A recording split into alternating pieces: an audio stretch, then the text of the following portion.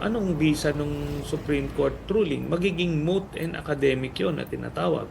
At ito po yan, itong mga kampo ni Duterte, kung makapustura po sila, parang inape.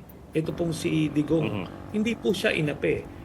Yung nakikita po nating mga imahe na matanda na siya, may tungkod siya, yan lang yung estado niya ngayon. Pero kung alalahanin po natin nung panahon noong 2016 hanggang 2022, naghari-harian po yan si Digong. Marami siyang pinapatay ng mga Pilipino, inapi ng mga Pilipino.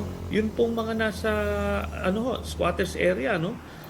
Talagang yung mga mahihirap, talagang pinapasok yung bahay nila at pinabaril na lang kung sino ang nandoon kasi pinatungan ng ulo 10,000 bawat mapatay.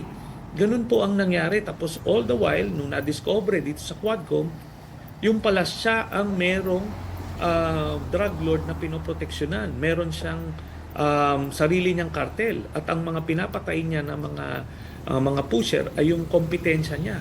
Ganun po ang nangyari noon. Pero at the expense of the ordinary Filipino, 30,000 Pilipino ang pinapatay ni Duterte. Kaya yun po ang imahe na kailangan po natin panghawakan. Hindi po yung ngayon